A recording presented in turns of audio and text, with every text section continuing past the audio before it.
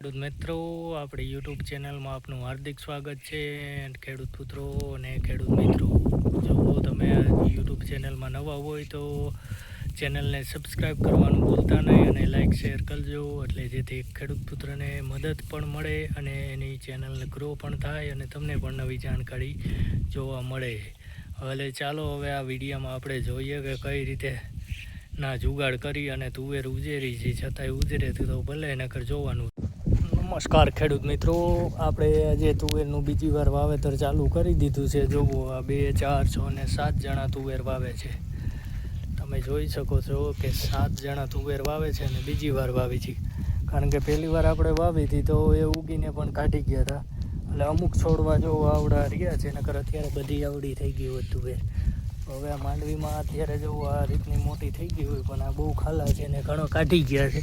આ રીતનું વાવેતર કરી છે અને અંદર 2 દાણાનું નાખવાનું કર્યું છે. જો આ એકને એક હજી અંદર બીજો છે, એટલે એ રીતના 2 દાણા નાખી અને તુવેરનું વાવેતરનું કામ ચાલુ છે. અને હવે આ તુવેર માટે ખીલખોડા પક્ષીઓ અને જો બધાય કાઢવાનું કરે છે, એટલે એના માટે આપણે જુગાડ બનાવ્યો છે. જો આવી રીતે આપણે ઓલરેડી ઝટકા શોટ માટે એટલે ભૂંડડાને માટે રખણ માટે આપણે આ રીતના ખીપા ખોડી દોરી બાંધેલી છે. પણ આ દોરીએ જો આવી રીતના જબલાનું પેકેટ લઈ આવ્યા છીએ, આ રીતનું જબલાનું, અને આરે ચિત્રો કે ગાભા કે દોરી જે બાંધો એ આ રીતનું જબલું બાંધી અને ખીપા આગળ આપણે વીંટી દઈએ છીએ, એટલે જેથી થોડો અવાજ આવે છે, ખડખડ જેવો અવાજ આવે છે. જો બને ત્યાં સુધી ખીલખોડા કે બીજું કોઈ પક્ષી અવાજ આવે, પવન આવે ત્યારે આવે છે, એટલે બને ત્યાં સુધી અંદર આવવાનું કોશિશ ઓછી કરે છે. જો એને લીધે જો તુવેરમાં ફેર પડે તો સારું છે. પણ આ એક ખેડૂતનો દેશી જુગાડ આવી રીતે કરેલો છે, એટલે તમને આ જુગાડ કેવો લાગ્યો જરા કોમેન્ટ કરી જણાવજો.